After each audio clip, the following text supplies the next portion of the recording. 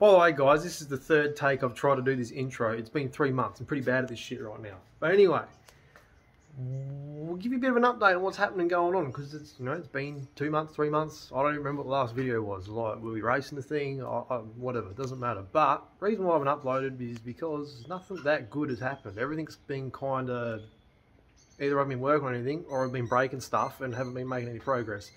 And when you break shit and you don't do anything well, you're kind of not motivated to show everybody. But anyway, here we go. This old piece of shit right here has been sitting here for probably, you know, haven't driven it in a month because I can't drive it because I think we killed the engine. It makes some pretty, you know, not good noises. So what a few of the boys and I decided to do, this engine seemed like it was starting to lose some oil pressure. Well, it probably wasn't losing oil pressure. It was just the first time it realised it was losing oil pressure. But what happened, we'd give it RPMs, oil pressure would fall off. Oil pressure around about 3,000 RPM, about 40 pounds, which is already on the low side. 6,000 RPM, 6,000 RPM, 20 PSI. Like, it's supposed to be the other way around. We're not supposed to be losing it, we're supposed to be gaining it more of it. But we're going, is it a windage problem?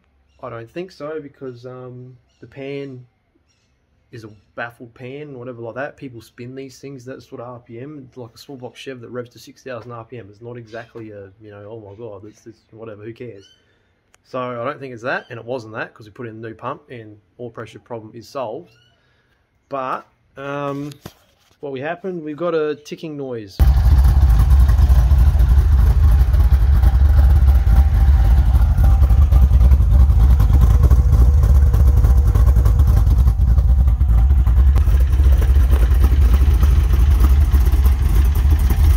It's not a ticking noise, it's become sort of a rattle noise. It doesn't sound like a rod rattle, but I reckon its cam bearings are done. Kind of a pain in the ass to have to, you know, all it is, it doesn't matter what it is, the engine's got to come out. So it's kind of a shit thing when you've just put the engine in there and you've done 50 Ks and you have to pull it back out again.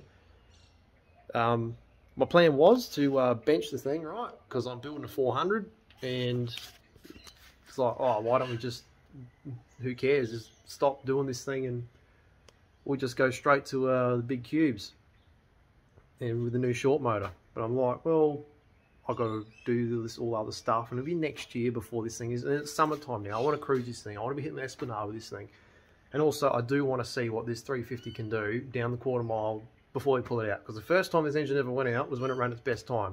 It ran 12.9. Every other time we have done extra shit, it has just fallen off. We've running 13s and 14s. Like, come on, man. So like, we want to at least get mid 12s out of this engine before I'm happy and I'm going to rip it out.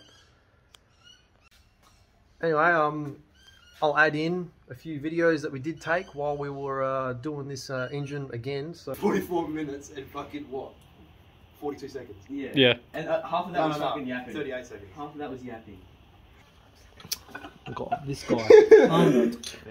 I'm speaking. God dang. Oh yeah.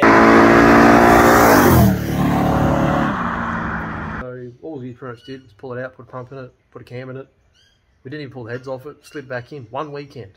Killer. If the engine worked properly, which it does not work properly. So the plans for moving forward is Christmas is coming up. Christmas coming up means I have spare time over the Christmas break. Got 3 weeks for some shit. So in that time, I'm going to yank the motor out. We'll pull it down. We'll see what the problem is. If it's too far gone, we can't do anything about it. If it's not an economical... Ah, geez, my words are not doing too good today, guys.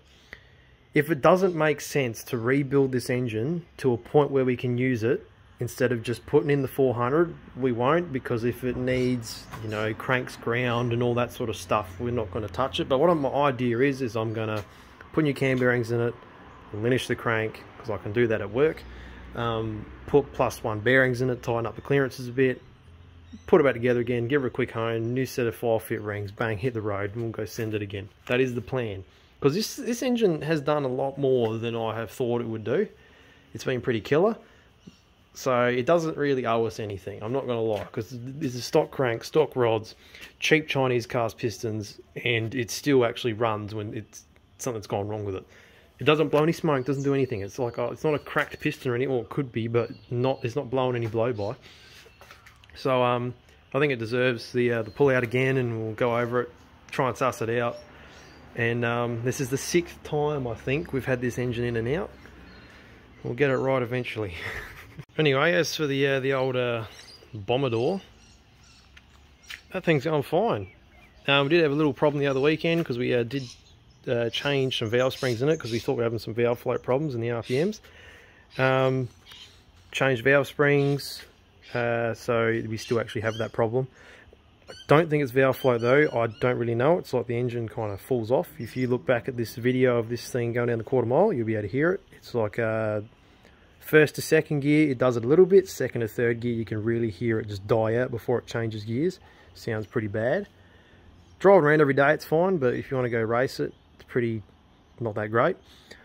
Had a little TPS problem with it, but other than that, it's done almost 40,000 Ks now on this engine since I have built it almost 2 years ago. You know, the whole YouTube series, me putting a V8 in this thing, yeah, that was almost 2 years ago, and it's done on almost 40,000 Ks. Drives me to work and back every single day.